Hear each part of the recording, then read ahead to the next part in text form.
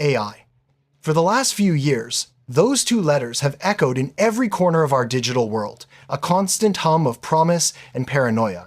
We hear whispers of world-ending machines and utopian futures, of Skynet and singularity. But beyond the hype and the fear, what is this force that has so thoroughly captured our imagination? And more importantly, what is our place in the story it is beginning to write? To understand where we are going, we must first acknowledge where we are. Artificial intelligence is not some malevolent specter on the horizon. It is already woven into the fabric of our daily lives. If used in intelligence is the now-then. It is the algorithm that curates your reality on YouTube and Instagram, learning your desires to hold your attention. It is the GPS that navigates your world, the autocorrect that finishes your thoughts, and the Face ID that recognizes you. These are forms of narrow AI, intelligences designed to solve specific problems with incredible efficiency. They are powerful tools, but they are just the prologue. The real conversation, the one that sparks both fervent hope and existential dread, is not about AI, but about AGI. Artificial General Intelligence. That single word, general, changes everything. Where AI is a specialist, AGI is a polymath. Imagine an intelligence not confined to a single task, but capable of learning, understanding, and mastering any times task, just as a human can only better. It wouldn't learn a new skill in a decade, it would master it in seconds. It wouldn't learn one thing at a time, it would learn everything all at once, growing at an exponential rate we can barely comprehend. The arrival of AGI won't be just another milestone in human history. It might very well be our last N. There is no middle ground. Its advent promises one of two extremes, a world unimaginably better, or one irretrievably broken. It will either fix everything or ruin everything. Let's first imagine the world where AGI goes perfectly. Picture an intelligence that can consume the entirety of human medical knowledge in an instant. It could diagnose any illness in seconds and design a perfect, personalized cure. Cancer, AIDS, Alzheimer's, all relegated to the history books. An AI surgeon, tireless and flawless, could perform miracles, while lost limbs are regrown and genetic diseases are edited out of our very code. We could, in effect, become immortal, with our consciousness preserved and capable of being transferred to a new body, a new life, should we choose it. Death itself could become an option, not an inevitability. This AGI could also revolutionize our work and creativity. Imagine a world where dangerous, tedious, and unfulfilling jobs are a thing of the past. Firefighting, accounting, customer service, all handled by a tireless, perfect workforce. Production becomes limitless. Scarcity vanishes. Without the need to work for survival, humanity would be free. Work would transform from a necessity to a choice.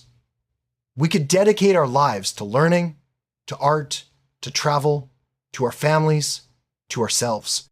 The mental stress of bills and deadlines would evaporate, replaced by the freedom to pursue our true passions. And what of art? Some fear AI stifles creativity, but technology has always been a tool for the artist. The camera was once seen as cheating, a shortcut that devalued the painter's skill. Today, would anyone call a master filmmaker less of an artist because they use a camera? AGI could be the ultimate paintbrush, allowing anyone to bring their grandest visions to life, to compose symphonies and create worlds with the power of their imagination alone. The tool doesn't make the artist makes use of the tool.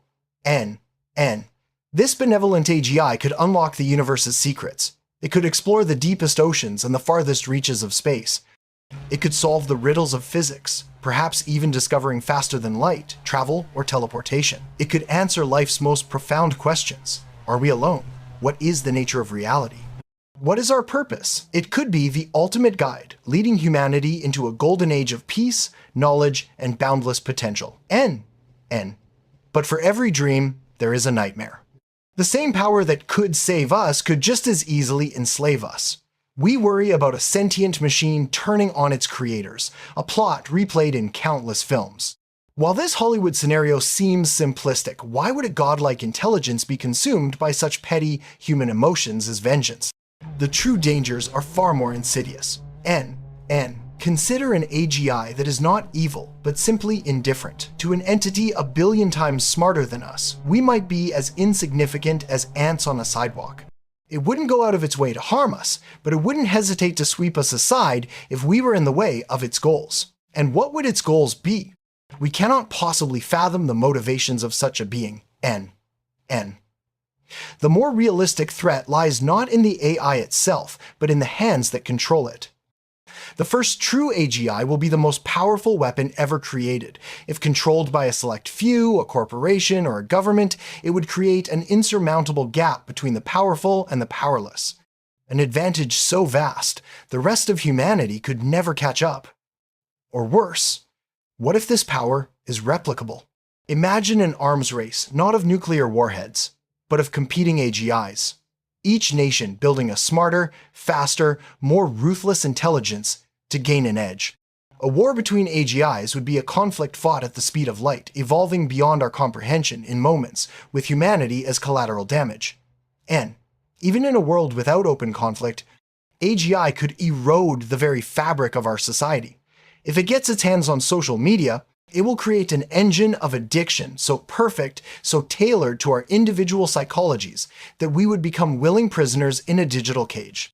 It could perfect the art of manipulation, crafting advertisements so persuasive that we lose all financial autonomy.